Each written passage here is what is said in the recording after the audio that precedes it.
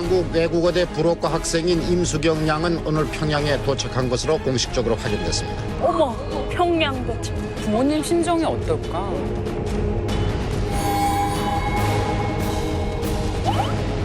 와, 패션. 스타일 좋은데요? 한국외국어대학교 불어과 4학년에 재학 중인 임수경입니다. 자동차로 불과 4시간이면 올 거리를 저는 24시간을 비행하면서 그리고 여름이라는 시간을 걸려서 이곳에 도착을 했습니다. 세상에. 어머, 아이고 어떡해. 이거 담배. 이게 실제인가? 전혀 이런 엄청난 무슨 계획을 하고 있다는 사실을 알지 못했고, 그리고 그 애가 집에다 무슨 편지를 남겨놓거나 이런 흔적도 전혀 아직까지는 발견하지 못하고 있습니다.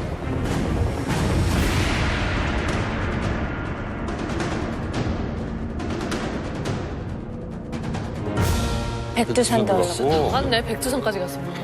국회의원. 김정숙 동상.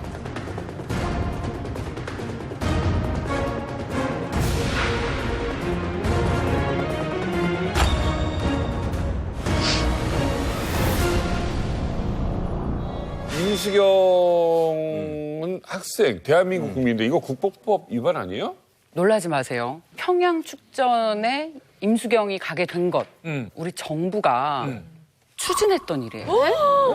88년 9월에 우리 올림픽이 있었잖아요. 그 전에 7월 7일 당시 대통령이었던 노태우가 이렇게 발표를 합니다. 자, 남북한 동포 간의 상호 교류, 그리고 해외 동포들의 자유로운 남북 왕래를 적극 지지한다. 근데 분위기 좋았지 뭐. 네, 노태우 대통령이 그때 발표를 해요. 이걸 듣고 북한이 가만히 있었겠습니까?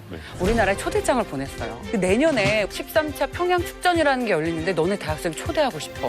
제안을 했어요. 받아들이겠어? 그랬더니 정부가 어떻게 했을까요? 콜. 말씀하셨듯이 분위기 좋았습니다. 바로 콜, 너의 제안을 받아들이겠다. 그렇게 해서 진행이 된 겁니다. 그래요. 이때 평양 축전에 갈 대표단으로 우리 측에서 선정했던 곳이 사실은 어디냐면 전대협이거든요. 그러니까 전대협은 학교마다 총학생회가 있잖아요. 그 총학생회의 연합 조직입니다. 몇 개 학교는 이제 PD 계열의 학생회장이 있었지만 전체적으로 보게 되면 NL 계열이 주도하는 그런 것이었고 또 마침 얘들의 그 특성이 뭐였냐면 조국 통일을 갖다가 모든 것에 앞장 세우는 그런 경향이었거든요. 그래서 아마도 이제 그래서 이들이 선정이 되긴 했는데 근데 그 다음에 좀 곤란한 일이 발생하죠. 88년도 이제 77선언이라고 하지 않습니까? 이제 남북이 다 손을 잡고 이제 한민족으로 이제 다 나아가자 앞으로 좋긴 좋았어요. 근데 문제가 뭐냐면 창구는 정부로 단일화하자. 이게 문제였어요. 그러니까 북한과 교류를 하긴 좋은데 정부를 통해서만 교류를 해라. 이런 스탠스였거든요. 우리나라 정부가. 거기에 이제 시비를 걸었던 것이 이거 아니다. 이건 뭔가 문제가 있다라고 생각했던 분이 바로 문익환 목사였었어요. 그래가지고 89년 3월에 이제 문익환 목사의 이른바 비밀 방북 사건이 터진 거죠. 그런데 이제 문익환 목사 사건이 딱 터진 다음에 아마 노태우 정부가 이렇게 생각했을 거예요. 이것들 봐라. 좀 풀어줬더니 이제 막 나가네. 그래가지고 그럼 규모를 줄이자. 규모를 줄여서 이제 보내라. 하다가 아예 이제 금지를 시켜버렸거든요. 갈 수가 없다.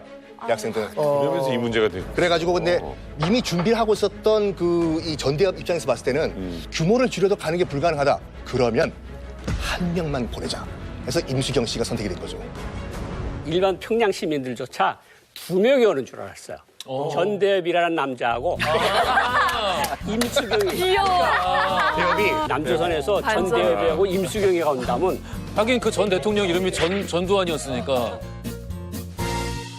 당시 이제 노태우 정권이 실제 뭐 다 풀어보려고 했다가 문익환 목사가 방북한 걸 보고 당황을 해서 이렇게 막은 건지 아니면은 애초에 뭐 이거를 좀 빌미를 좋게 잡아가지고 요거를 갖다가 기회로 공안 정국을 만들려고 했던 것일지 이건 잘 모르겠습니다. 아니 근데 왜 하필 또 임수경 씨를 이렇게 대표로 뽑았는지. 그러게. 네, 심지어 대학생이 또 딱 한 분이셨는데.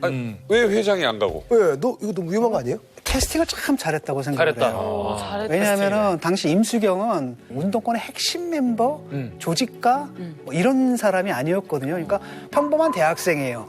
다만 그 전대협에서 표방하는 가치에 상당히 동의하는 아주 평범한 대학생이고 그러다 보니까 전과도 하나도 없어요. 그러니까 요 보통은 시찰 이제 대상자가 아니고. 요 시찰 대상자도 아니고 만약에 이제 전과라도 하나가 있으면은 감시를 받잖아요. 그래서 어디를 간다 하더라도 다 추적 당하는데 그러니까 너무 괜찮은 거고 그다음에 얼굴 생긴 것도 정말 평범한 그냥 서울에서 그냥 대학교 다니는 그 평범한 얼굴이거든요. 그러니까 상당히 좀 호감도가 높은 얼굴이고 그래서 제가 볼 때 캐스팅 아주 뛰어났던 것 잘한 같아요. 것 같아요. 임수경 스토리라는 책이 있어요. 이게 뭐냐면 자기가 어떻게 해서 이제 방북하게 됐는지. 그걸 썼어요. 이거 그냥 인터뷰 형식으로 이제 구술로 이 고백을 한 책인데 자기는 전대협 활동을 할 때까지만 하더라도 정말 튀는 아이도 아니었고 정말 사명감이 투철한 아이도 아니었고 단 한 가지 잘한 게 있었으면 일을 정말 꼼꼼하게 했다. 근데 하필이면 왜 여학생이었냐?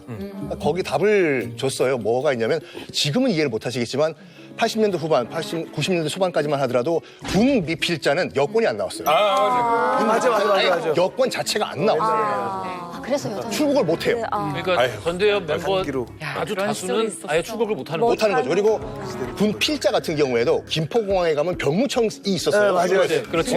그래서 군대 갔다 온 사람이든 미필자든 뭐든 간에 일단 병무청에 가가지고 신고를 해야 돼요. 난 출국을 하겠다. 그리고 2시간 무슨 그 방공 교육 받으러 안기부에 가고. 안기부에 가야 되기 갔다고. 때문에 일단 나갈 수가 없어. 나갈 수가 없어. 그래가지고 일단 군 미필자의 전대협은 나갈 수가 없는 상황. 그렇다고 해서 또 새로운 사람을 또 이 캐스팅할 수가 없어. 전대협 입장에서 봤을 땐. 그래서 내부 인사 중에 하나를 뽑자. 누가 있을까? 딱이다. 여자이면서도 여자. 일 처리 잘하는 수경아. 너 갈래? 그래서 갔다 가죠. 아니 근데 이렇게 아무리 좀 철저하게 좀 준비를 했었다 한들 안기부에서 아예 모르고 있었어요? 아예 몰랐어요. 진짜로요? 언제 우리 안교에서 알았냐면 임수경 씨가 평양 들어가기 하루 전에 알았어요. 하루 전에? 그 하루 전에 그것도 어떻게 알았냐면 전대협 의장이 한양대 앞에서 공식적으로 발표했어요. 우리 전대협이 평양에 사람 보냈다. 내일 평양 들어간다. 이 발언, 폭탄 발언 이후에 이 유명한 전대협 의장을 잡기 위해서 의경이 당시 7,500명이 동원했어요. 한 사람 잡고. 근데 더 웃긴 건 홍길동이야, 홍길동. 이 양반이 또 안 잡혔어요. 여장까지 하면서 도망가고 절대 안 잡혔어요. 여장이 가능한 분이어야겠네요. 이 의장이 누구냐면 바로 문재인 대통령의 전 비서실장 임종석 전 비서실장이었습니다. 좀 예쁘장하게. 당시 우리 뭐 신혼여행도 제주도 가는 사람 보면 야, 저 사람 부잣집이다 할 정도인데 외국을 간다? 임수경은 더군다나 북한을 간다? 이게 가능한 얘기입니까? 일단은 이 임수경 씨 주장은 이거예요. 뭐 일단 출국 자체는 내가 합법적으로 했다. 자기가 무슨 잠수정 타고 가가지고 북으로 올라가서 무슨 초대소에 가서 사진 찍고 온 것이 아니라 원래 루트는 이거였어요. 원래 루트는 문익환 목사가 갔던 루트. 도쿄로 갔다가 베이징 들어갔다가 이제 평양으로 들어가는 이 루트를 원래 계획을 했었는데 임수경 씨가 어떻게 알았는지 모르겠지만 도쿄에 도착한 그날 AFP 통신에서 보도를 해버린 거예요. 전대협 대표 해외 체류 중이라고 AFP가 빵 터뜨려버린 거예요. 당연히 그거 이제 그 안기부에도 들어갔겠지요. 그래가지고 이 루트는 안 되겠다. 이제 AFP 통신이 보도한 것 때문에 다 알게 됐잖아요. 그래서 이제 이렇게 갈 수가 없다. 그래서 도쿄에서 일주일, 7일 동안 체류했다는 건 다 들어보셨을 거예요. 왜 체류를 했냐? 갈 방법이 없거든요. 그래서 뭐 어떻게 하지 하다가 그러니까 원래 계획은 이제 포기해버리고 어디로 갔냐? 바로 독일로 들어가기야. 독일을 택했다? 독일을 택했죠. 그럼 서독, 동독 중에? 일단 서베를린으로 들어가서 동베를린으로 들어간 거죠. 표면적으로는 임수경 씨는 여행사를 통해서 북한으로 들어갔습니다. 여행? 여행사? 그것도 패키지 여행 형식으로 들어갔어요. 북한 패키지 여행? 자, 서독에 여행사를 차렸던 사장이 있었어요. 이영준 씨라는 서독 여행사 사장이었는데 파독 광부로 독일에 가서 아예 시민권까지 딴 독일 교포였어요. 근데 이 독일 교포가 여행사를 서독에 차린 거죠. 왜냐면 서독에서 동독으로 가는 포인트들은 되게 많았으니까 일반인들은 얼마든지 갈 수 있으니까 차 타고 가도 되고 관광 버스 타고 가도 되고 지하철 타고 가도 되고 다행했으니까. 그런데 이 여행사가 좀 수상해요. 왜냐면 이 여행사에서 파는 여행 패키지 상품들을 좀 제가 보면 그때 당시 금강산 관광 상품. 그때 당시. 왜? 평양 관광 패키지. 소위 북한 전문 여행사였습니다. 89년도에.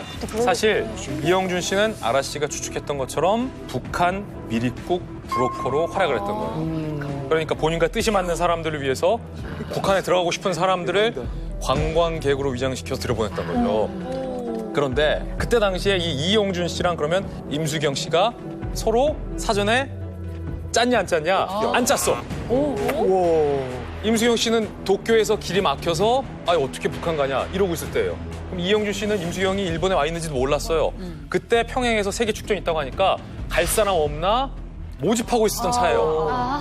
요거를 딱 양쪽 정보를 매치해준 측이 바로 어떻게 이걸 알고 귀신같이 전대협이 매칭을 시켜준다. 근데 전대협이 전대협이 대학생이야. 여기 지금 임종석 씨도 지금 대학생일 뿐. 대학생이야. 터치가 안 돼. 당시에는 이제 그 해외에 그 민주화 운동을 하는 단체들이 많았거든. 근데 그 민주화 운동들이 상당 부분 이제 남한 정부에 비판적이다 보니까 약간 친부적 성격을 띄었고 거기에 이제 분명히 이제 북한에서 통일전선 전술 차원에서 누군가랑 또 연결이 되어 있을 테고 그다음에 이제 이분이 이제 브로커라기보다도 이분들이 그렇게 살다 보니까 결국은 생업이 돼버려 그게.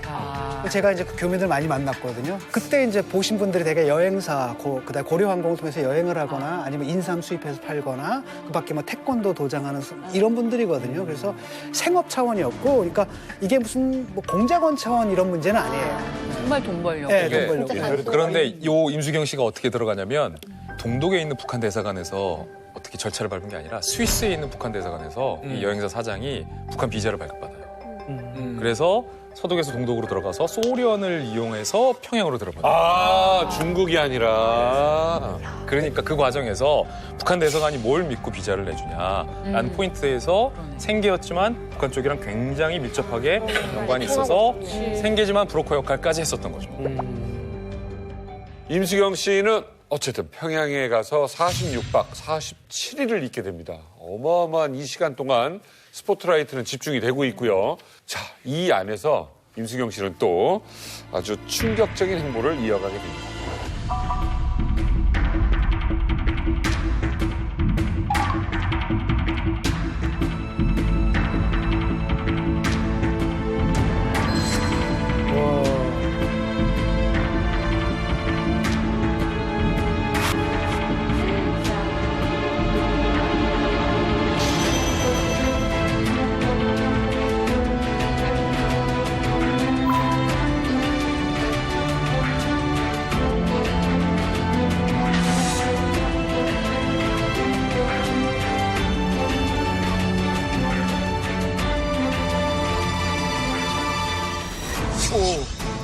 저거 뭐야?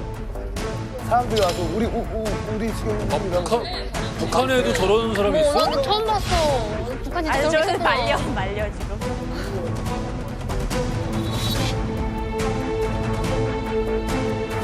정말 빠져나오지를 못할 정도네. 야 저거 와, 저 장면 진짜 많이 봐. 아이고. 어깨, 손.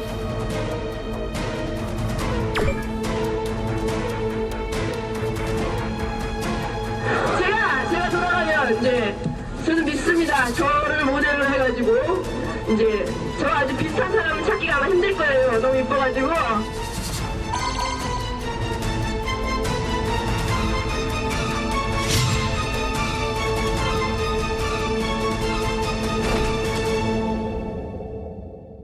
뛰어들어와서 막 누나! 한번 안으려고 막 그러고. 그 와중에 남쪽에 우리 가족들한테 편지를 좀 그러니까 전해달라고 그건 좀 짠 짜네. 이상 가족분도 계시고. 그런 모습이. 어떻게 보였어요, 고 박사님? 근데 저 편지 주는 거는 카메라가 있는 데서 주는 거는 저거는 짜서 준 거야. 짜서 준 거야. 그러면 안에 편지는 없는 건가요? 그러니까 그게 간첩으로 그냥 그 길로 누가 감히. 아니요. 그렇구나. 안에 행운의 편지. 임수경 씨는 진짜인 줄 무슨 알았어. 그렇게 굉장한 사람이 아니잖아요. 그렇죠. 그런데 쌩얼에 남한 사람인데 그러니까 사람들이 막 밀려들어서 나도 한번 보자 그러는데 실질적으로 와서 막 안긴 사람들은 그건 진짜 막지 못했던 사람들이 온 거예요. 그럼 그건 진짜 돌발 행동 맞네. 그건 돌발 행동 맞는데 돌발 행동처럼 가장한 편지 주는 것 같은 건 이상해. 우리 찾아달라 이거는 아니고. 그러네요. 그리고 너무나도 그 모습이 그러니까 능라 경기장에 가면서 김일성 앞에서 이렇게 손을 흔드는데 청바지에다 티셔츠 입고 저 운동화 신고 어디 김일성 앞에서 청바지에 티셔츠 입고 그래요. 그 김일성 만나서 포옹하고 툭툭 술도 같이고 이런 모습에다가 당당하잖아요. 그리고 어디에 가든지 원고 없이 말을 해요. 이게 김정일이가 이거 보고 굉장히 충격을 받아서 그게 쇼크였구나. 너네도 왜 이렇게 못하냐? 왜 우리가 그렇게 사회주의 교육을 했는데 너네는 왜 저렇게 임수경처럼 못하냐? 자기가 못하게 해놓고 그래가지고 아무 말이나 못하게 해놓고 서러문이 없이 사전 준비 없이 했는데 그게 깜짝같이 없어졌어. 왜냐면 실수를 하거나 즉석에서 말을 하거나 무슨 말을 할지 모르잖아. 그러니까 자연히 없어져서 그건 없던 일로 됐는데 다시 어쨌든 북한에서는 임수경이 하나의 아이콘으로 자리를 잡았다. 그럴 것 같아요. 난 그 5.1 경기장 그 행사에 다 참가했던 사람이에요. 직접 배워보셨네요. 얼마나 끌려다니는지 몰라요, 그때. 끌려다녔어. 임수경 때문에. 저 직군 중이니까. 기자니까. 취재를 해야 되니까. 기자직이 아니었어. 근데 또 평양 시민이니까 또 평양시 모든 기관들이 총동원해서 저 행사를 보장했어요. 아니 기자님 그럴 때 안 나가면 어떻게 돼요? 안 나가고 집에 있으면 안 돼요. 뭔 소리야? 아니, 여기 집 앞에 뭐 소집 그거는요. 안 나가면은 명단이 다 나와요. 명단이 나와. 매부서에 누구 출석. 그저 그 명단이 내려오면 행사 오전에 불러주고 아침에 모여서 떠날 때 대려 점검하고 가던 도중에 이건 또 체크를 대려 점검하고 야, 통장들이 다 하는 거지. 문제랑 똑같네. 당연히가 딱 해요. 안전원하고 당연히가. 임수경이가 어디 가나 연설을 하는데 원고가 없이 하는데 김정일이가 괜히 간부들에게 역정낸 거예요. 왜냐하면 시스템에 비해서 모든 간부들은 자의대로 발언하지 말고 딱 당일 사상과 위쪽 지도 체제에 준해서 글을 쓰고 검증받고 그걸 읽게 딱 원칙이 돼 있어요. 검증을 받아야 북한에는 자의대로 마음대로 말을 못해요. 여기서 근데 애드립으로 한 거야. 근데 그런 나라에서 재미없어서 어떻게 살아? 근데 그게 김정일이가 이거 들고 있는 줄 잃는 줄 알았는데 그 조그만 체니 아이가 들어와서 자유자재로 막 하니까 주민들이 비난을 한 거예요. 우리 간부들은 왜 저렇게 못해? 네. 주민 여론이 그렇게 된 거예요. 아이콘이 된 상태에서. 일단 주민들이 여론이 먼저 생겼다. 네, 여론이 야, 저 어떻게 저렇게 하나. 그러네. 그래서 그때 우리 간부들은 왜 저렇게 못하나? 자기가 그렇게 해놓고 자기가 그렇게 또 욕질한 그렇지. 거예요. 아무튼 임수경 씨는 지금 막 파릇파릇 자유롭게 말하고 움직이고 그랬나 봐요. 네. 근데 이게 자유로운 정도가 아니었습니다. 앞서 이제 방북한 걸 패키지 상품을 비유하셨는데 예, 자유여행의 패키지 상품이었던 거예요. 자유여행 패키지. 자유여행. 아무것도 정해진 거 없이. 자유이용권이야. 자유이용, 그렇죠. 오후에 5개만 탈 수 있는 게 아니라 자유이용권이야. 마음대로. 예. 그러니까 자기가 가고 싶은데 가고 가기 싫은데 안 가고. 근데 그러다 보니까 한 번 일화가 있었는데 이 간부가 임수경 씨한테 얘기를 하지 않고 카드 섹션 현장으로 데려갔어요. 너무 싫은 거예요, 이게. 그랬더니 피하면서 지금 머리가 아프다. 온갖 핑계를 대면서 피했습니다. 당에서 시켜도 안 할 수 있구나. 그러니까요. 그런데 그렇게 할 수 있었던 이유는 임수경 씨가 북한에 가자마자 당 간부들에게 선전포고를 했습니다. 선전포고? 나를 체제 선동에 이용하지 말아라. 시작하자마자. 이거 명확히 알았구나. 똑똑하네, 그건. 이렇게 얘기를 했기 때문에 그렇게 자유롭게 행동을 할 수 있었던 거예요. 근데 많이 이용해서 저희는 교과서로 배웠는데요. 역이용 당했죠. 많이 이용 당하긴 했어요, 가서.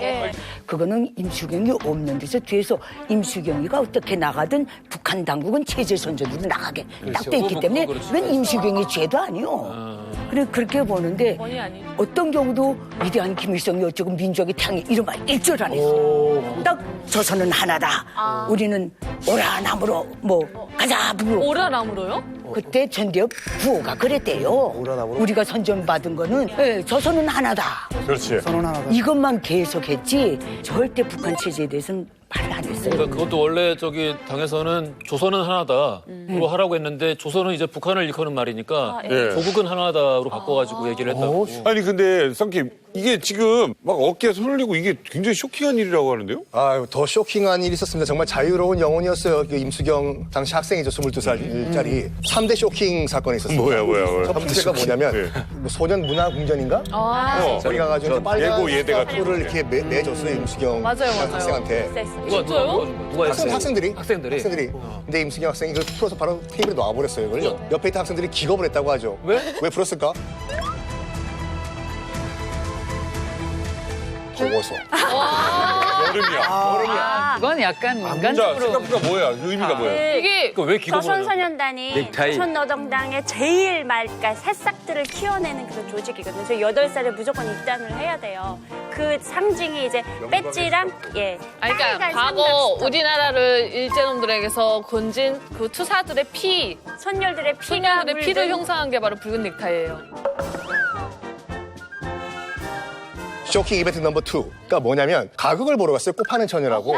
저거 봐야죠. 꽃분이 예, 그러니까 지주한테 당하는 이제 꽃분이가 정말 불쌍하잖아요. 그러니까 다 끝난 다음에 이제 꽃분이가 주인공이에요.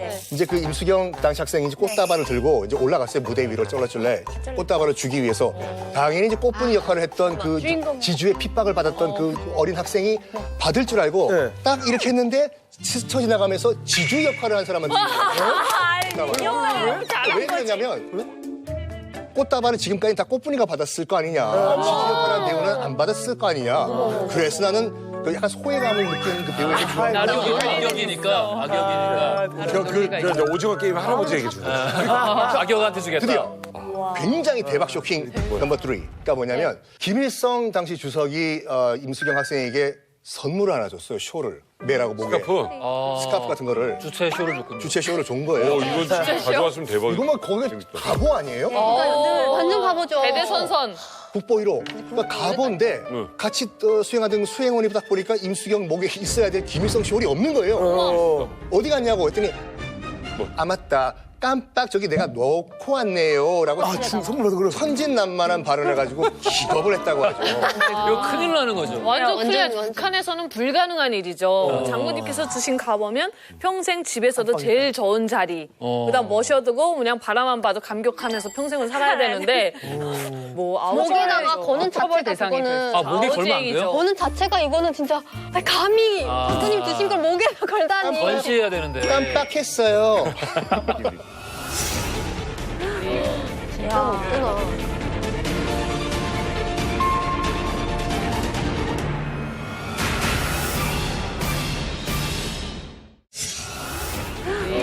진짜 없구나.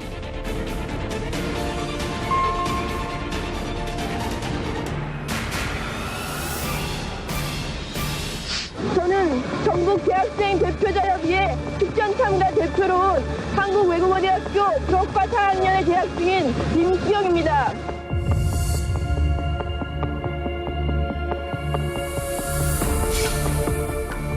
자, 나는 판문점 군사분계선을 넘어 대한민국에 귀환하겠다. 와, 소름 돋아.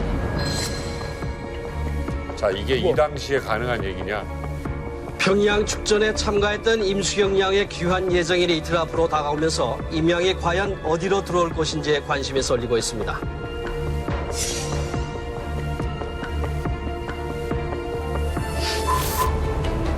자, 결국 판문점으로 와, 들어오게 됩니다. 대박. 통일, 구국의 대장정에 나서게 될 수 있기를 희망합니다.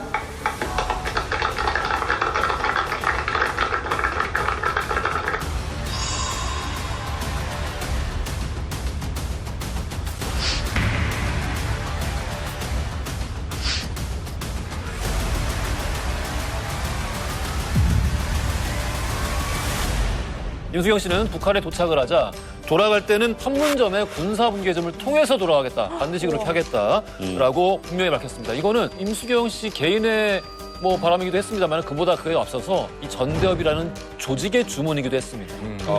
그러니까 저기 베를린에서 자유여행 편도로 끄는 게 아니라 그러니까 네가 바로 간 오네. 루트로 돌아올 게 아니라 돌아올 때는 판문점 통해서 그러니까 이 일종의 이제 광고 효과가 있는 거죠. 네. 말씀하신 것처럼 이번 패키지 여행의 최종 목적 결국 판문점에 가서 내 발로 걸어서 군사 분계선을 걸어서 온다. 전대협 대표로 나와 전대협의 대의를 알리겠다. 내가 북한을 찬양하는 것도 아니고 다른 것도 아니라 우리는 조국의 통일을 원한다. 이것이 우리 조직의 존재의 이유다라는 것을 하기 위해서 했는데 쉽게 될 리가 없죠. 자, 이게 왜 이렇게 힘든 문제냐 하면은 지금도 그래요. 지금도 이 정전협정을 보면은 민간인은 아주 특별한 케이스가 아니면은 군사 분계선을 넘을 수가 없다라고 나와 있어요. 그래서 넘는 순간 정전협정 위반이에요. 그러니까 북한 같은 경우에는 지금까지 한 번도 스스로 우리는 북측에서 정전협정을 위반한 적이 없다라고 주장을 하고 있거든요. 그러니까 북측에서도 얘기한 거예요. 임수경 씨한테 비행기 표 끊어가지고 제3국을 통해가지고 정식으로 들어가라고. 왜냐하면 이 판문점을 통해서 이 건너가는 순간 남쪽으로 북측이 이 정전협정을 위반하는 걸 봐주는 거가 되지 않습니까? 그래서 북측에서도 판문점 통해서 가지 마라. 가지 마라. 복잡해지는 거. 복잡해지니까 그냥 제3국 통해가지고 잠잠해지면 그때 다시 서울로 돌아가라. 이렇게 됐는데 임수경 씨가 방북한 목적은 그게 아니잖아요. 나는 7월 27일 정전협정이 체결된 그날 나는 판문점을 통과해야 되겠다라고 하면서 북한 당국과 또 약간 마찰을 일으킨 거죠. 임수경 씨는 갔다가 실패했어요. 근데 어쨌든 간에 나는 보내달라. 나 안 그러면 진짜 나 죽겠다. 이 정도까지 간 거예요. 그러니까 그냥 물러설 수가 없죠. 그렇죠. 앞에 단식 농성도 했잖아요. 8월 15일 광복절 날을 2차 귀환 시도의 날로 삼습니다. 그러니까 지금 사실 유엔사가 허락을 해줘야 그 다음에 이제 우리나라로 들어가게 되는 거잖아요. 유엔사가 허락을 해줄 때까지 기다리겠다라는 겁니다. 그 기한을 8월 15일로 잡았는데 허락해줄 기미가 안 보이는 거예요. 아무리 기다려도. 그래서 예상 날짜 하루 전인 8월 14일 날 북한의 고위 간부가 임수경에게 나와서 얘기를 합니다. 뭐라고? 허락을 안 해줄 것 같은데. 이거를 들은 임수경이 어떻게 했겠습니까? 고지곧대로 들을 사람이 또 그렇죠. 아니죠. 엉엉 울면서 나 가야 된다. 나 이렇게까지 준비를 했다. 나 지금 다 쌌는데 진짜 못 가냐면서 엉엉 울기 시작하는 거예요. 그래도 힘들 것 같다라고 하니까 그때 얘기를 한 게 나 진짜 못 가면 여기 38층에서 뛰어내리고 싶어. 그거였구나. 아, 이제는 이해가 되네요. 여기에서 투신 자살 얘기가 나옵니다. 나는 이 정도 결의가 있다. 결기가 있다. 진짜 투신하겠다는 말이 과연 농담으로 들리지 않습니다. 북한에서 학교에서 교육받기로는 그때 김일성이 너는 나의 딸이다. 평양에서 최고의 대접을 받으면서 살게 해주겠다 했는데 임수경이 아니다. 나는 남쪽에 가서 통일을 위해 투쟁을 해야 한다. 그래서 판문점을 넘어가겠다 했다고 알고 있거든요. 그래요. 이게 전해진 거랑 들은 거랑 너무 달라서. 배영호 의원님, 이게 지금 북한에서 굉장히 골치 아픈 문제 맞습니까? 맞습니다. 북한은 판문점 쪽으로 가려면 수많은 차단서를 걸쳐야만이 나오는데 임수경 씨가 내가 가서 내 발로 걸어서 판문점 넘어갈 거야 라고 하면 당국의 견지에서는 이거 다 허용해줬다는 가도록 차까지 다 보장해서 판문점 통과시켜서 결국 판문점까지 내서 갈 테면 가. 그러면 당국으로서는 대단히 무책임한 거죠. 그리고 이건 이제 방금 말씀하신 것처럼 정전협정에도 위반되는 사항입니다. 당국이 이걸 열어준다는 것은. 그러니까 북한으로서도 대단히 말하자면 큰 부담인 거죠. 판례를 만들어야 되는 거니까. 그럼요. 학생인데. 야, 아니 그러면 이 남북 모두 판문점 이 군사분계선 넘는 걸 반대를 지금 하고 있는 상황인데. 그렇죠. 7월 27일 날 임수경 씨는 군사분계선을 넘어설 수 있었나요? 이게 난 김지 기자 이거야. 우리 측에서도 곤란한 게 오자마자 잡아서 끌고 가는 것도 그림 이상하잖아. 그러니까요, 이거. 부담스럽죠. 그럼. 유엔사도 곤란해요. 그러니까 우리나라 별로, 유엔사도 반대, 북한. 그거 아는 북한도 반대. 삼자가 다 반대하는데 임수경 씨는 글로 가겠다는 거예요. 그래서 어찌 북한도 밀렸어요. 임수경 씨의 기세에 밀려서 북한이 판문점까지는 데려가요. 또 옆에 그 북한 대학생들 세워서 같이 손잡고 데려가요. 판문점까지. 근데 북한 능력으로 판문점을 안전하게 통과시킬 능력이 안 되는 거예요. 북한도. 판문점 북측 경계선까지만 데려온 거죠. 거기서 북한이 손을 떼기도 뭐하잖아요. 그래서 7월 27일 북측 판문점에 나타나요. 목에는 자기가 직접 그린 태극기를 또 메고 나타나요. 그것도 북한 입장에서는 되게 골 때리는 내용인데 만반의 준비를 하고 온 거예요. 난 넘어가겠다는 거예요. 북한이 막든 유엔사가 막든 나는 이걸 넘어가서 체포되겠다는 얘기예요. 그래서 전대협이 역사적인 금기를 깼다. 그거를 보여주고 싶었던 거예요. 자, 그런데 딱 여기까지 왔어요. 이 앞에 이제 북한군 병사들 있잖아요. 그다음에 유엔군 있잖아요. 그다음에 우린 대한민국이잖아요. 남북 취재진 다 몰렸잖아요. 임수경이 딱 와요. 근데 누가 가로막냐? 북한군이 딱 가로막아요. 거기까지는 북한이 오게 해줬잖아요. 근데 북한군이 딱 가로막으면서 여기 넘어서면 우리가 당신 안전보장 못한다고. 넘어가지 말라고. 그게 무시무시한 얘기를 해요. 그때 당시 유엔사도 반대했었죠. 결국 그때 7월 27일 결국 임수경 씨가 못 넘어가고 후일을 기약하게 됩니다. 그때 했던 발언이 녹화돼 있어요. 함께 보시죠. 못 넘어갔구나. 왜? 못 넘어갔어요. 내 나라 땅을 밟으면서 나의 고향으로 돌아갈 수 있도록 허가해 주시기 바랍니다. 제발 사랑하는 부모님들이 이곳 판문점까지 저를 데리러 올 때까지 기다리겠습니다. 저는 단식을 하면서 이곳에서 나의 전대의 100만 학도들과 사랑하는 부모님들을 기다리겠습니다. 이렇게 임수경 씨 주변에 이렇게 둘러싸고 있는 사람들이 북한 측 사람이라기보다는 그 세계 축전에 참여하고 있는 다른 나라 대표들이 같이 있어가지고 야, 그림이 괜찮네요. 압박이죠. 어찌 보면 전 세계 이 청년들이 그림이 아주 괜찮아요. 지지하고 있다라는 거를 보여주기 위한 거. 뒷이야기 하나 참 뒷이야기 말씀을 드리면 아, 제가 좋아요. 그때 상무조에 있었으니까 북한 밀린 거예요. 임수경의 의지에. 거기서 자기가 김일성이 따지라고 그랬던 사람을 잡아가는 걸 사람들한테 보여주기가 싫은 거야. 그리고 또 유엔사가 지금 관리하는데 유엔사 허락받기도 그렇고 이것저것 애가 타는데 근데 김일성이도 그랬어요. 교시가 보내지 말라. 돌아가라. 온길처럼. 위험하다 너무. 김일성이 그랬는데 계속해서 김창룡이라고 그때 청년동맹 부위원장 겸 학생위원장이 이 가이드 총 대표를 했는데 정말 고라파했어요. 그러니까 아니 쟤는 왜 따박따박 우리한테 대들고 저러냐? 가라고해도 안 왜 가. 호텔에서 밥을 우리가 상급으로 진수성찬을 매일 차려주는데 밥이 묵은 쌀이 반찬이 맛이 없다는 지적을 하지. 평창동에서 사셨어요. 그냥 만경대 가라면 뭐 만경대 왜 가야 되느냐고 시비를 걸지. 저거로 그냥 우리가 편하게 보내주겠다고 비행기로 가라는데 또 그거 보고 막 가겠다 그러지. 쟤는 도대체 어떻게 만들어야 어떻게 만들어야 보고 계실 텐데. 아니, 지금 나왔으면 얼마나 좋았어요. 임수경 전 의원 한번 나왔으면 와 진짜. 자 그렇다면 임수경 씨는 군사 분계선을 넘게 됐을까요? 한문각에 8월 15일 2차 광복절에 다시 등장. 그때 막 북한 사람들 울고 난리였죠. 날짜가 난 이게 기가 막히다. 넘는다. 어디? 넘어.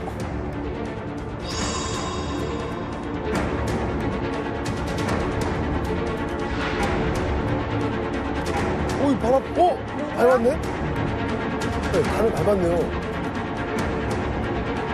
아부들이여 그리고 3천만 동포여 우리 함께 통일조국의 춤을 추는 그날까지 힘차게 통일에 대한 걸음을 나아갑시다. 여러분 안녕히 계세요.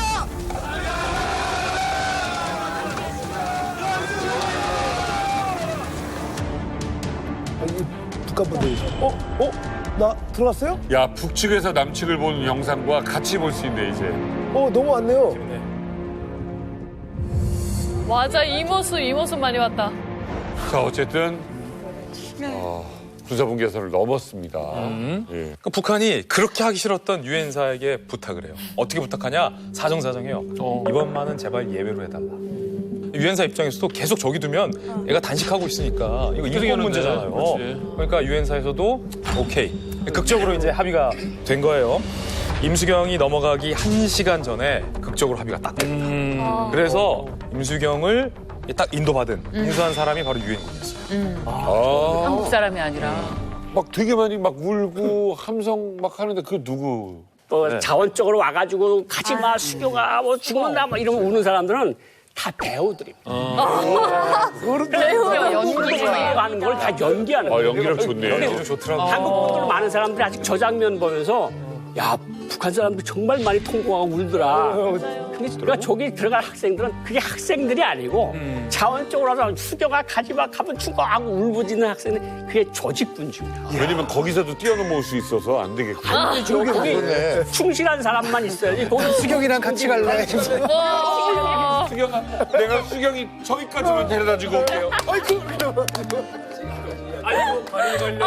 저기까지만. 자, 임수경 씨가 군사분계점을 넘어가는 시점에 또 북한 주민들을 굉장히 놀라게 했던 장면이 있는데요. 기도를 합니다. 기도를. 우리 주 예수 그리스도의 이름으로 비나이다. 어머, 그러네. 주여 나를 당신의 도구로 써주소서. 미움이 있는 곳에 사랑을, 다툼이 있는 곳에 용서를, 분열이 있는 곳에 일치를, 절망이 있는 곳에 희망을, 어두움에 빛을, 슬픔이 있는 곳에 기쁨을 가져오는 자 되게 하소서. 성부와 성자와 성신의 이름으로 아멘. 신기하다. 이런 장면이 있었어요. 성호를 긋고 기도를 했죠. 그 임수경 씨가 말하는 거는 북한 텔레비가 중계를 못했어요. 그러니까 처음 봤어요. 중계를 못했는데 제스처를 바꾸는. 저게 지금 가려고 7월 27일 왔다가 못 들어가고 단식 투쟁하다 다시 왔잖아요. 그러니까 북한에서 생각한 거는 자 이제는 분단된 모습을 인민들한테 직접 보여주자. 저놈들은 특무들한테 안기부 특무들한테 잡혀가는 거를 보여주자. 이게 바뀝니다. 이게 실시각각으로 바뀌어요. 그게 장성택이가 총책임자를 했거든요. 그때 그게 넘어가는데 그러니까 어떻게 해서든 우리 북한 정권에 유리하게 만들려고 이용하려고 상황 변화에 따라 북한 전략도 변하는 거예요. 그렇지. 변하는데 수리 변하죠. 그 북한 텔레비가 성호를 긋는 거를 예견을 못한 거야. 앞불싸인 거야. 그러니까 텔레비를 보다가 넘어가기 전에 그걸 하는데 평양 시민들은 거의 그러니까 저게 뭐 종교 저런 거. 근데 북한 텔레비도 그렇게 돌발 행동을 할지 중앙 텔레비전은 몰랐어. 그러니까 그게 보면서 사람들이 임수경이가 끝까지 북한에 충격을 주는 거죠. 맞아요. 아니 사실 뭐 북한에서도 뭐 난리 났었지만 저날 북한 못지않게 좀 우리나라에서도 좀 난리가 났습니까? 그러겠죠. 결국은 군사분계선을 넘자마자 임수경 씨는 이제 국가보안법으로 체포가 됩니다. 그래서 의회사에서 일단 친원을 확보해가지고 우리 안기부에 넘기죠. 그래서 헬기를 타고 바로 이제 안기부로 연행이 돼서 조사를 받습니다. 결국은 이제 잠입 탈출이잖아요, 이른바 국가보안법에. 그래서 국법 위반 혐의가 인정돼서 재판으로 넘겨졌고요. 처음에는 15년형이 나왔어요. 엄청나게 긴 거. 15년. 그러다가 이제 항소심을 거쳐가지고 5년형으로 이제 감형이 됐고 그 이후에 그 석방이 되죠. 특사로. 그러네. 10년 만에. 그러니까 이게 진짜 충격적인 게 북한 사람들은 임수경이 분명히 사형 내지는 뭐 오독수용소 같은 데 끌려갈 것이다. 무기징역을 살 것이다 라고 생각을 했는데 15년을 받았대. 놀라운 일이지. 근데 그게 또 줄었어. 5년을 받았대. 너무 놀라워. 근데 특사로 3년 만에 나왔대. 그거 뭐 하자는 거야. 그다음에 좀 이따가 국회의원. 맞아요. 그거 진짜. 태호 의원님도 이 소식을 들었을 거 아니에요. 이제 구류돼서 이렇게 그 선에 묶여가지고 이제 구류되는 장면, 그다음에 재판에 나가는 거, 이건 다 공개했습니다. 근데 그 이후에 방금 이야기하신 것처럼 감면받고 그게 또 특사 받아서 나오고 이거는 이야기 안 하고 그 이후에 들어간 것만 저는 공개를 안 했지. 아예 안 했지. 아예 안 했어.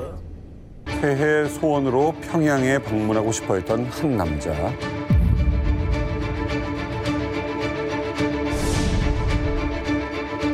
전민년 고문인 문익환 목사가 일행과 함께 어제 북경을 경유해서 평양에 도착했다는 소식은 오늘 새벽 각 언론을 통해서 보도된 머릿 기사였고 톱뉴스였습니다. 야,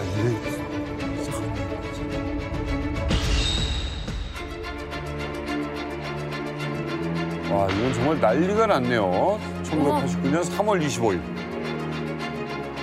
나는 오래전서부터 한번 평양을 방문하여 존경하는 김일성 주석과 만나 민족의 미래에 관하여 진정으로 기탄 없는 대화를 교환할 수는 없을까 간절한 염원을 품고 있었습니다.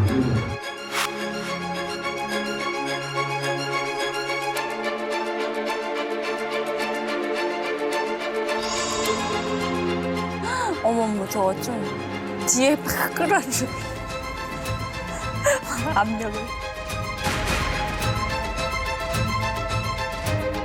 민족의 운명을 위하는 사람이라면 그가 야, 이렇게 대답을 했어요?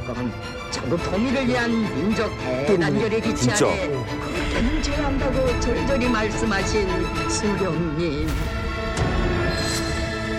와, 손 붙잡고 걸었어. 이 문익환 목사님을 뭐 북한에 초대한다. 그렇다고 해서 우리 정부에서 아유 다녀오세요. 이렇게는 못했을 거 아닙니까? 그렇지. 아니 근데 그때 뭐 비행기표 산다고 해서 뭐 마음대로 갈 수 있는 거 아니잖아요. 안기부나 이런 데서는 모르고 있었나요? 안기 모르고 있었어요. 일본으로 가는 비행기표를 샀잖아요. 자 그러면 일본에서 어떻게 갔냐 북한을. 이게 궁금하잖아요. 그럼 안기부 몰래. 일본을 지나서 중국 북경으로 출국하는 루트를 짰다고 합니다. 근데 여기서 당시에는 일본 비자를 받으려면 지금처럼 그냥 막 가는 게 아니라 뚜렷한 목적이 있어야 돼요. 그러니까 저쪽에서 인비테이션이 와야 일본 비자가 발급되는 시스템이었는데 어떻게 문익환 목사가 손을 써놨냐면 일본 기독교 연합에서 미리 합법적인 초청장을 보내게 조치해놨습니다. 그래서 이 초청장을 근거로 일본 비자 발급이 가능하게끔 합법적으로 해놓았죠. 그러니까 일본까지만 가면 베이징까지 가는 건 문제가 없으니까. 3월 20일 일본 동경에 마침내 도착한 문익환 목사. 근데 이게 웬일일까요? 목사님을 기다리고 있던 사람들이 있었는데 이 사람들 표정이 썩 밝지가 않았습니다. 3월 20일 저녁 문익환 목사 동경에 딱 도착했는데 거기서 기다리던 사람들의 이제 표정이 안 밝았어요. 왜 그러냐 그랬더니 이 소문이 새나간 겁니다. 평양 간다고. 그래서 그 출처는 누군가 했더니 그 먼저 방북해 있었던 사람이 있었거든요. 황석영 씨라고. 작가 황석영 씨는 평양으로 떠나기 직전에 일본 친구에게 자신이 북한에 와 있다는 보도가 나오면 발표해달라고 성명을 남기고 간 것으로 밝혀졌습니다. 자신은 북한의 문학예술총동맹중앙위원회에 초청장을 받았으며 통일에 대한 열망에 순응해서 북한을 방문하게 된 것이라고 밝혔습니다. 그분이 지금 얘기를 해가지고 우리 정보기관이 알게 된 것 같아요. 그러니까 굉장히 급해진 거죠, 이제는. 왜냐하면 이쪽 정보기관에서 움직일 수가 있으니까. 그래서 거기서 예정보다 좀 빨리 북경으로 좀 떠날 수밖에 없었다고 합니다. 문 목사는 어떻게 해서 그래도 자기의 방북 계획을 알리게 됐냐면 주일 대사에게 편지를 보냈습니다. 내가 정부의 사전 양해 없이 평양을 방문하는 것을 이해 좀 해달라. 대신에 내 여권 기관인 4월 14일까지는 귀국을 해서 통일부에 가서 방북 결과를 보고하겠다. 만약에 법에 저촉이 되면 내가 그걸 그대로 책임을 지겠다라는 내용의 편지를 주일 대사에게 보내고 가게 됩니다.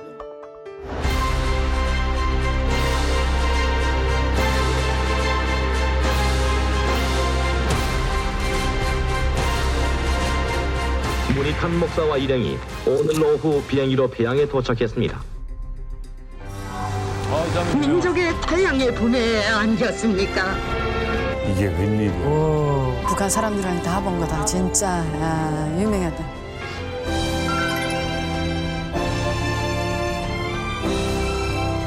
공의를 위한 민족 대단결의 기치 아래 굳게 뭉쳐야 한다고 절절히 말씀하신 수령님.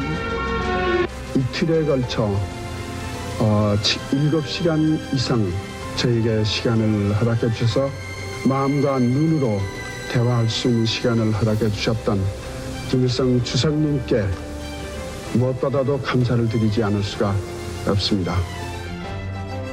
7시간이라니 이거 엄청난 거예요. 그러니까 이게 근데요. 과연 이 두 사람은 7시간 동안 무슨 대화를 했느냐. 궁금해요. 상당히 궁금하죠? 7시간 나눴던 여러 가지 대화들이 있는데 그중에 가장 하이라이트는 초반 30분에 다 응축이 돼 있습니다. 남북이 통일하는데 50년 이상 걸리는 건 이 민족적인 수치다. 웃으면서 이렇게 농담 반 진담 반을 해요. 이때가 몇 년? 45년째 되던 45년째. 남북 분단이. 근데 또 김일성 주석이 뭐라고 받아치냐면 뭐 오늘 얘기 잘하면 될지도 모르지요. 뭐 이렇게 얘기를 해요. 그러니까 추후에 문익환 목사가 요 대화가 오갔던 그 장면과 7시간 회담의 분위기를 어떻게 회고하냐면 이런 말을 해요. 그때 그 순간 김일성과 문 목사 본인 사이에 우리 사이에 분단의 장벽이 무너지기 시작했다. 라고 나중에 그 순간을 회고한 바 있습니다.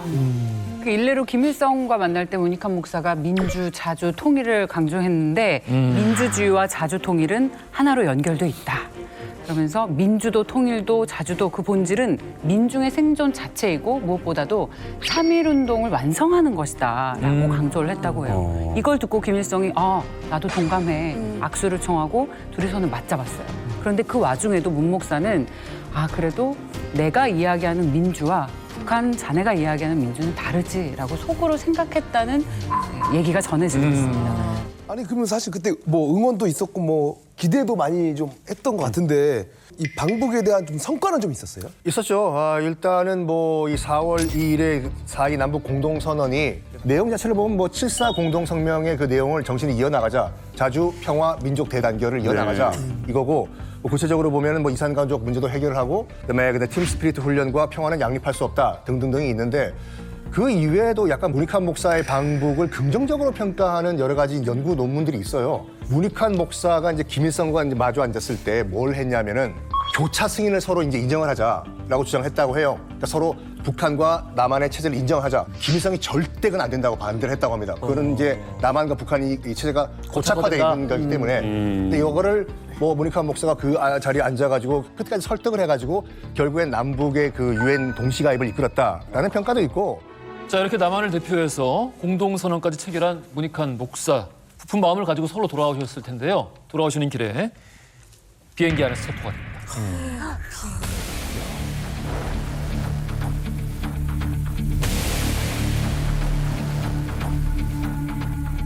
반성은 하지만 후회는 안 한다. 반성은 하지만 후회는 안 한다. 반성은 하지만 후회는 하지 않는다. 명언이네.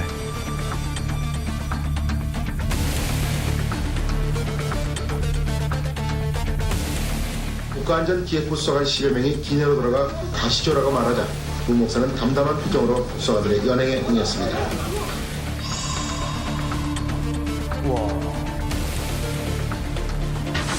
바로.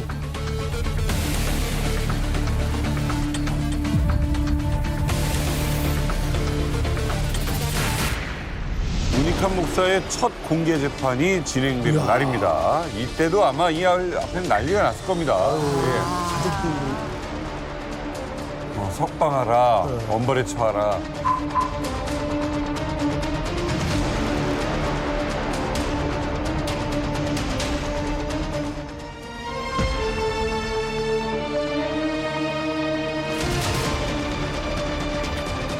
와, 이야. 아니 정말 처음부터 진짜 계속 당당한 표정이시고 네. 법정 안에서는 좀 웃으시면서 이렇게 좀 당당하게 가셨는데 아니 이 비행기에 이 기자들까지 이게 들이닥쳤는데 그 사건 자체가 우리나라에서만 크게 데스크필됐던 게 아니라 일본에서도 엄청 크게 보도가 됐었거든요. 그러니까 우리나라 못지않게 일본에서도 굉장히 논란이었고 화제의 사건이었다. 그렇지. 그래서 일본 외신 기자들도 일부러 사실은 비행기에 다 부른 거죠. 외신 기자들까지 있는데 비행기에서 나를 설마 체포할까라는 것도 있었고 아까 문익환 목사님 비행기에서 반성은 하지만 후회는 안 한다라는 얘기를 하잖아요. 그러니까 대한민국의 일원으로서 현행법을 지키지 못한 것에 대한 반성은 있지만 내가 한 행동에 대해서 역사적으로 후회는 하지 않는다라는 말을 우리나라 기자뿐만 아니라 외신 기자들에게도 하고 싶었던 측면도 있었던 것 같아요. 당시에 법정 공방이 아주 치열했습니다. 공판이 8차례나 열렸는데 첫 공판 때는 법정 앞에서 대학생들 시위하다가 잡혀가기도 하고 공판 중 한 번은 또 이제 지지하는 방청객이 또 소란을 일으켜서 중단되기도 하고 8번째 마지막 공판에서는 아침부터 밤까지 변호인들이랑 또 정부 측이랑 싸웠어요. 휴정을 5번이나 한 걸로 기록에 남아 있습니다. 결국 재판부가 구형할 때는 문 목사의 변호인단들이 다 이 재판부 기피 신청을 한 상태였는데 결국 이제 재판은 강행이 됐죠. 네. 그리고 재판을 받을 때 법관이 계속 문익환 목사를 추궁했어요. 너 김일성 주석을 존경한다고 하지 않았냐. 북한 고무 찬양한 거 맞다. 국가보안법 위반이다. 라면서 계속해서 쏘아붙였습니다. 문익환 목사 저희 화면에서 계속 봤잖아요. 전혀 주눅 들지 않습니다. 의기양양하게 맞다. 나 북한 고무 찬양한 거 맞다. 라면서 유명한 말을 남깁니다. 뭐라고요? 이 통일의 과정을 남녀가 만나서 결혼하고 연애하는 거에 비유를 하는 거예요. 남북이 통일하려면 서로 고무하고 찬양해야 된다. 남녀도 만나서 연애해서 결혼을 하려면 서로 계속 칭찬을 해도 욕하면 되겠냐. 고무 찬양하는 것은 통일의 지름길이다. 라는 말을 해서 그 얘기를 계속 지금까지도 화제가 되고 있습니다. 문 목사님 본인도 재판 과정에서 그런 질문 들으면서 되게 한심했을 것 같아요. 아니, 상식적으로 생각을 해보세요. 이런 비유가 굳이 없더라도 어찌됐든 대화를 하고자 간 건데 그럼 가서 뭐 눈이라도 찌르고 욕을 해야 되는 거야? 얼굴에 침을 뱉어야 되는 거야? 그건 또 아니지. 아니, 그건 아니지. 사실은 존경하는 김일성 주석이라는 표현이 있지 않습니까? 네. 이건 외교적 수사거든요. 그럼요. 존경 안 한다고 합니까?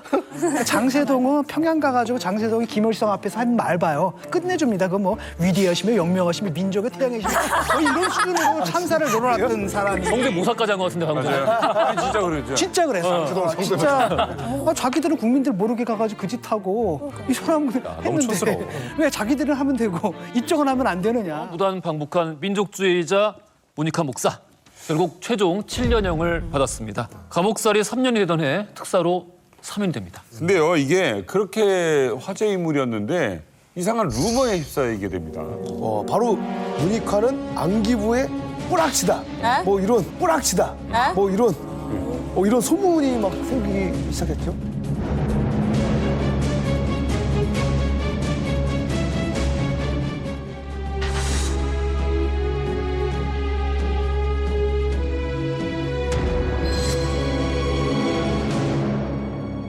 무슨 얘기예요? 말년에 왜? 그러니까 이게 이제 스토리가 있는데요. 범민족 대회를 하자. 그래서 범민족 대회를 합의를 했어요.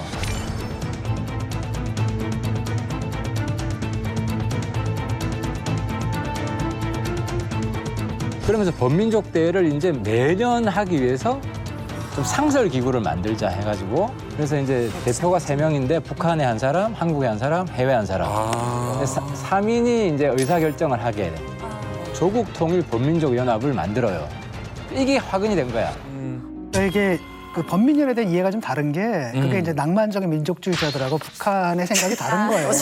그러니까 북한의 입장에서는 범민연이라는 게 통일전선 조직이거든요. 쉽게 말하면 자기들이 주도권을 잡고 우리 자기를 위해서 활동해 주는 거고. 근데 이제 순수한 동기를 가진 사람들은 남과 북이 같이 연합해야 되니까 대등하게 결정해야 되지 않느냐. 근데 애초에 그 싹이 안 먹히는 거죠. 그래서 문익환 목사님은 이제 범민연이라는 게 그렇게 변질된 걸 보고 이제 벗어나려고 한 거고. 그러니까 저쪽에서 뭐라고 하냐면 이제 늘 하던 버릇이 그거예요. 미제의 간첩. CIA의 간첩이고 안기부의 프락치며 뒤집어 씌우는 거. 시의식 진짜 쩔어. 그러니까 문익환 목사님 같은 분까지도 그런 식으로 당한 거죠. 근데 문익환 목사님 충격받은 거는 뭐 주변 학생이나 운동권들이 프락치라고 몰아서 그런 게 아니라 수령이 그런 지침을 주지 않았으면 나를 프락치로 안 몰았을 것이다. 그래서 김일성이 나를 프락치로 본다. 대화 파트너가 나를 이제 못 믿는 상태가 된 거다. 라고 판단을 해서 엄청 화가 난 거예요. 내가 그 감옥 뭐 7년 이것도 감수하고 갔다 왔는데 그 욕을 들으면서. 그래서 이제 돌아가시기 하루 전날 다시 편지를 써요. 내 진심은 이런 거니까. 그러니까 김일성이 보라고 쓴 거지. 오해하지 마라. 나는 더 큰 통일을 하고 싶은 거다. 이런 건데 이제 그 다음 날 돌아가셨어요. 알겠습니다.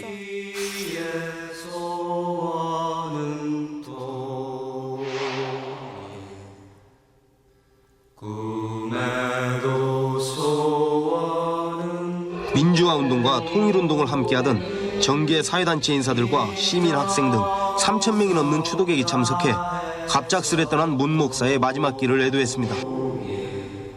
문익환 목사님은 그 말년에 세상에 식사하시다가 내가 이래도 뿌려치아를 외칠 정도였으면 너무 분하신 거죠. 분하실 것 같아요. 네, 너무 분하신 거죠. 77년간의 이 역사에서 어떤 이념으로 북한을 갔던 그 모든 것이 오늘날에 와서는 다 무의미한 건 아니었어요. 그리고 자유민주주의 기치 밑에 통일을 둬야 된다는 그 로종을 깨쳐가는 과정이었다고 나는 오늘 보게 되네요. 이렇게. 네네. 저는 그런 생각이 들어요. 통일이라는 것에 대해서 가지고 있는 이 정말 순수한 열망과 당연히 이루어질 것이라는 이 굉장히 낙관적인 전망은 우리 이제 없어. 이게 로스트 테크놀로지야. 정말 말 그대로. 우리 세대에도 없고 그 누구도 이제 가지고 있지 않아. 그래서 아마 앞으로도 점점 더 계속해서 문익환 목사님이 다시 끄집어내져서 언급될 때마다 점점 평가가 박해질 것 같아요. 박해진다? 네, 왜냐면 그들이 보기에는 너무 얼토당토하는 얘기니까. 가서 왜 뭐하러 갔어? 이런 얘기 나오겠지. 근데 저는 이 세대가 가지고 있었던 통일에 대한 열망, 그거를 문익환 목사님이 대변하시고 좀 더 구체화하시고 비전을 보여주신 거에 대해서 저는 그 자체로 좀 평가를 좀 해야 되는 게 아닌가라는 생각이 들어요.